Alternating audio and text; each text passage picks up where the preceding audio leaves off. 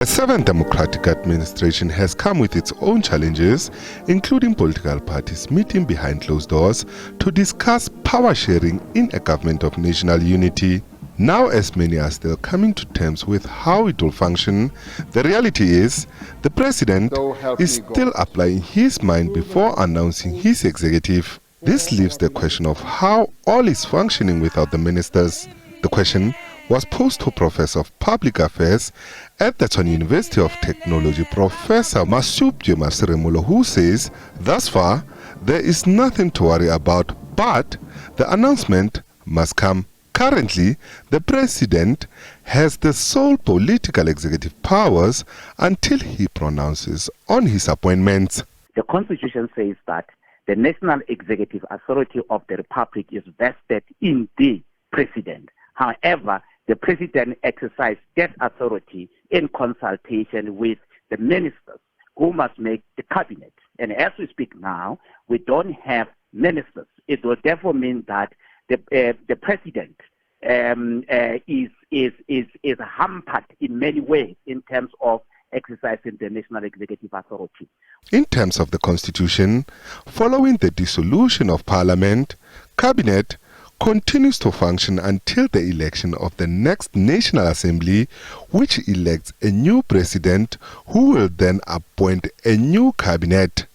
Currently, South Africa has been without a cabinet since Wednesday, when President Cyril Ramaphosa took his oath of office.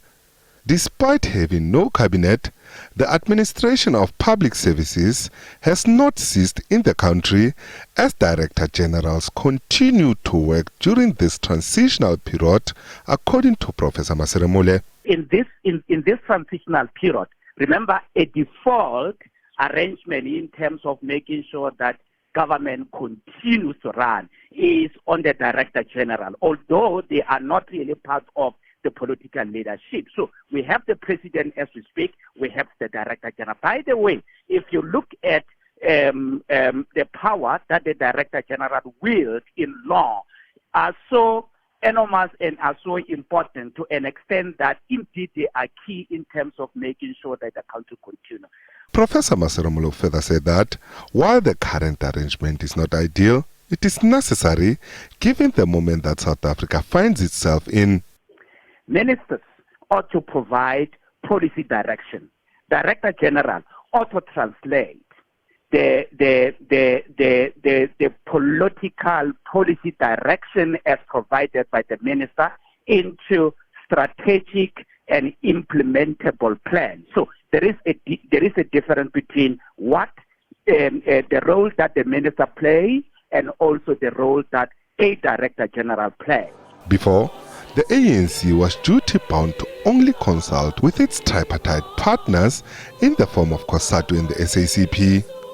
Professor Masiremole says that while the time in announcing cabinet has not been unreasonable to date, it is desirable that it be done timelessly to restore government to its normal functionality. Ntlantla Kgatlhane, SABC News, Johannesburg.